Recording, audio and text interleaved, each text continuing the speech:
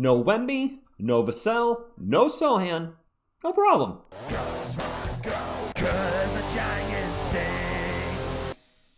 What is up, San Antonio Spurs fans? Welcome to TSR Sports. Hope you're still riding high off of last night's win. And the question I have for you, Spurs fans, after the impressive victory over the Thunder, is Mitch Johnson our next Spurs head coach? We'll answer that in a bit. Let's talk about last night's game first. And first, we got to get into that Keldon Johnson dunk. Oh my, take a look at this. 14 for Shea. Castle with the dish to Johnson. I didn't see this live. Watch what he does to his defender. Is that Wiggins? Oh my. Keldon. Boop. Oh, he's down. Let's watch it again. Absolutely jukes him out of his shoes. And then, boom, shakalaka. Is that one of the best Keldon Johnson dunks of his career? I got to think so. First, the shake and bake.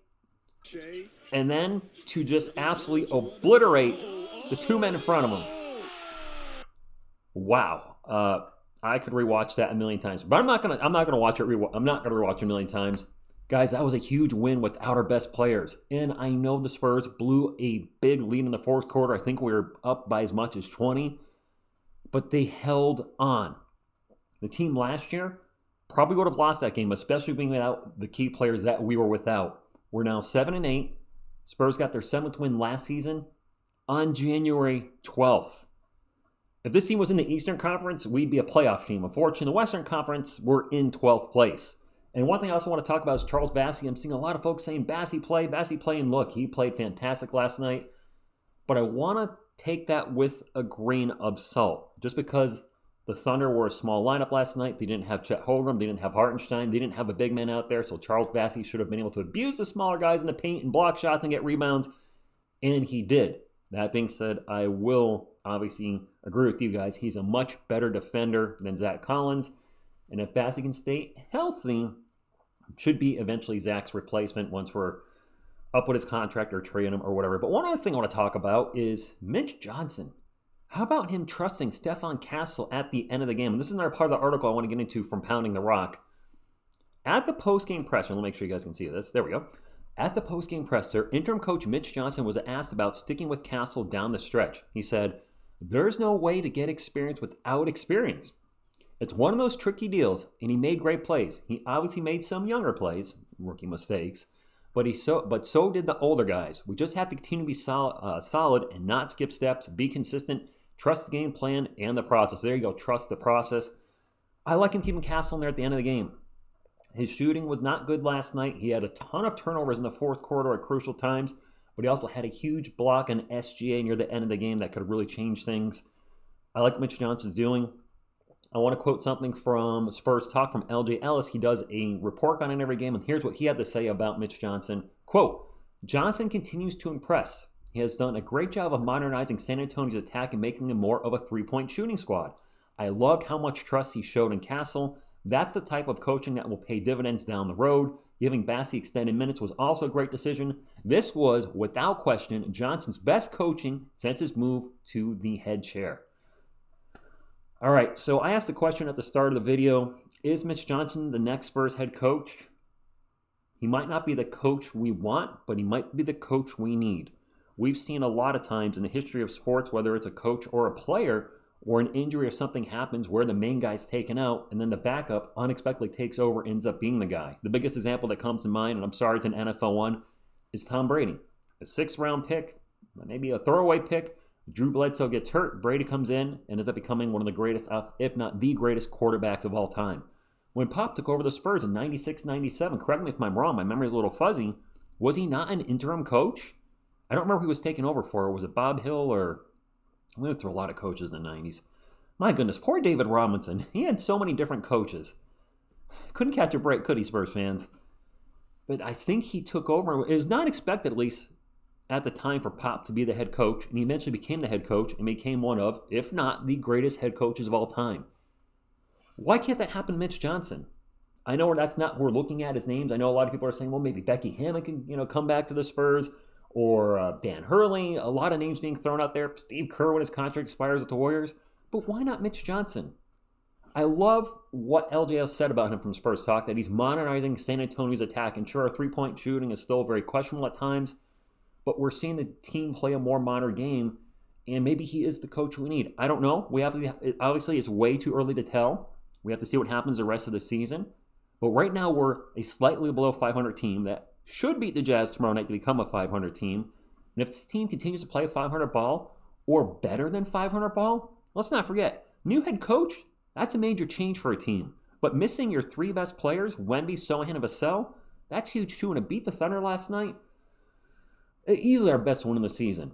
Wemby will be back soon. Hopefully tomorrow night he's dealing with a knee contusion. Vassell, and you want to talk about him for a second? Anybody else concerned about him? He's out with a knee injury that I don't remember that being on the injury report at all this year. I know he had the foot issue, the surgery in the offseason, etc. I understood why he didn't play a back-to-back, but now there's a new issue. And I like Devin, but it feels like all the time there's a new issue injury-wise with him. And if he just misses this one game, hey, I'll shut up about it, whatever. It's just one of those one-offs.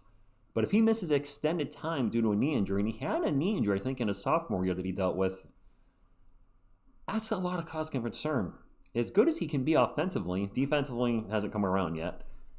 As good as he can be in making his own shot and getting the shot and making the shot. My goodness, TSR, I'm all confused with this injury talk, but is he a player we might have to move on if he has another injury this year? Now, try not to jump the gun and overreacting. I'm just saying if we have another injury where he's going to miss extended time at some point, we might have to cut our ties.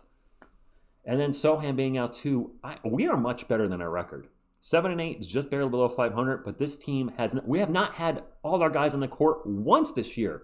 Sohan, Trey Jones first injured in game 1, then Sohan out for probably 2 months, and then Wemby and Vassell missing some time. We have not had the full core out there. We haven't had our projected starting lineup once. And I know the lineup we're going with right now has been playing extremely well. I cannot deny that. The lineup of Wemby, Barnes, Castle, Paul, and oh my gosh, why am I forgetting something? Wemby, Barnes, Castle, Paul, Champagnie. I always forget Julian Champagnie. But how good is this team going to be when we see our projected lineup with Wemby, Barnes, Sohan, Vassell, and Paul? And then we're going to have some defense coming off the bench because that's been one of the biggest issues with this team is the defense has been atrocious usually with the second unit. We have Castle coming off the bench to give us some defense. And then we have Champagnie coming off the bench who gives us defense. Maybe Collins is traded by the All-Star break and Bassey's back in his backup. And then we're going to have a very strong defensive lineup that's not going to give up those leads in the second half. I'm excited. I really think we're going to be a playoff team again sooner than later. We might battle for the play-in. I'm telling you, if the Western Conference wasn't so darn stacked, we would be a play-in team at minimum. And maybe I'm overreacting to last night's win, but I'm just seeing a lot of good things. And, we're seeing bad things too. The loss of the Jazz by 1 point last week, we should have won that game. Come on. We should have won that game. There's a young team. They're going to make rookie mistakes. They're going to lose games they shouldn't. They're going to win games they shouldn't. But all in all, it's an awesome time to be a Spurs fan. I am so happy to enjoy this ride with you guys. I see good things happening, and only things are going to get better when we're full strength. Wemby's only in his second year. Stephon Castle, this is the worst version of Stephon Castle we're going to see. He's a 20-year-old rookie, but he goes into the paint with just such confidence. Even if he makes the wrong play, he's going there with confidence and he's playing hard. And I am so happy with the direction of this team. And maybe we won't be getting a high lottery pick next season. Sorry, Spurs fans. A lot of folks are saying, we're tanking. With all the injuries last night before the game, we're tanking, we're going to lose. And look, I'd like to be transparent with you guys. I didn't have a lot of confidence we were going to win missing our 3 best players, but they won. And I'm so proud of that team. I just want them to compete, but they didn't just compete last night. They won. When we're at full strength, watch out, NBA. Spurs are going to turn some heads. Drop a comment below. You think I'm overreacting? Are you as excited as I am? Do you think Mitch Johnson possibly could be the coach of the future? If he keeps coaching like this in games like that, and we keep getting wins, why not? Give him a chance. What's the worst that can happen? Well, the worst that can happen is we're a lottery team again. Don't want that. But do you think Mitch Johnson has the potential to be the Spurs head coach? I do. I had my doubts, but I do. And I like that he's giving Stephon Castle a chance to make mistakes at the end and learn from those mistakes. I love what he's doing. I really do. Hit the thumbs up, like, support the channel, and subscribe to become an official member and sponsor of our Spurs community. Wait, did I say it backwards? Hit the thumbs up to become a member and a sponsor, and subscribe to become part of our awesome Spurs community. I'm sorry, I'm so excited at the end here. I got 100 things on my mind about this Spurs win, and I hope you're excited too. Thank you, and as always, go Spurs, go.